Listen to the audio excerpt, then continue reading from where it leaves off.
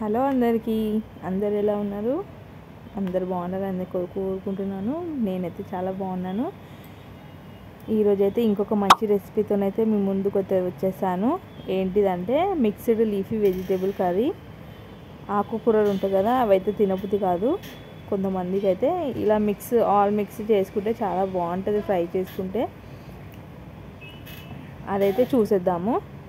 మీలో ఎవరైనా నా వీడియోస్ని కొత్తగా చూస్తున్నట్టయితే నా ఛానల్ని అయితే సబ్స్క్రైబ్ చేసుకోండి. నా వీడియోస్ని చూసి లైక్ చేయండి, షేర్ చేయండి, కామెంట్ చేయండి. ఇంకా ప్రాసెసింగ్లో వెళ్తే అయితే కడాయి పెట్టుకొని ఆయిల్ వేసుకొని ఉల్లిగడ్డ, పచ్చిమిర్చి, కరివేపాకు అన్నీ కట్ చేసుకొని అయితే వేసుకోవాలి. మంచిగా ఫ్రై అయినాక పసుపు, ఉప్పు అయితే వేసుకొని మంచిగా ఫ్రై చేసుకోవాలి. సిమ్లో పెట్టుకోవాలి, ఉడికిపోతాయి మంచి ఉల్లిగడ్డలు.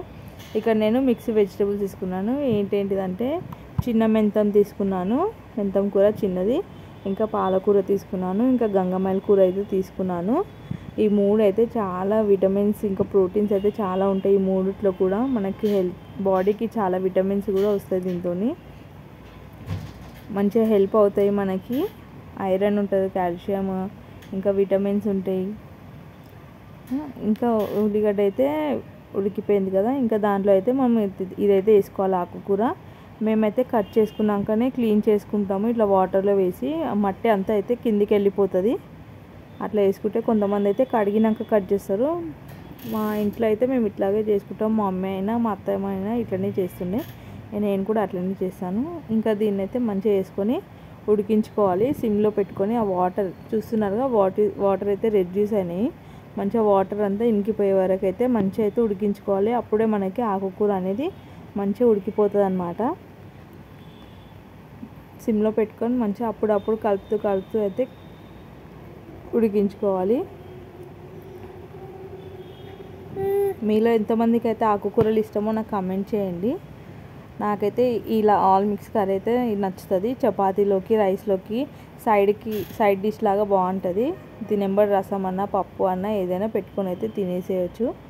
ఇంకా కొద్దిగా వాటర్ ఇంకిపోయినాక అయితే టమాటా అయితే వేసుకోవాలి. దీంట్లో నుంచి కూడా ఇంకా వాటర్ అయితే వస్తుంది, అందుకని కొంచెం వాటర్ ఎగిరిపోయినాక అయితే వేసుకోవాలి. ఇంకా కలిపి అయితే పెట్టేసుకోవాలి. ఇంకా టమాటా కూడా ఉడకాలి కాబట్టి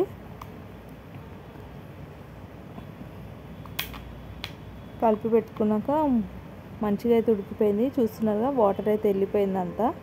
టమాటో కూడా ఉడికింది. దాన్ని ఇట్లా గరిటెతోని ఇట్లా మ్యాష్ చేస్తూ ఉండాలి ఆకుకూరని.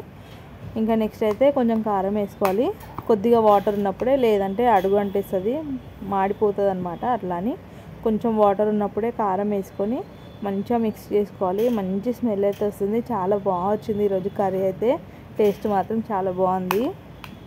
నెక్స్ట్ లాస్ట్ అయితే కొంచెం కొత్తిమీర వేసుకొని స్టవ్ ఆఫ్ చేసేసుకోవాలి.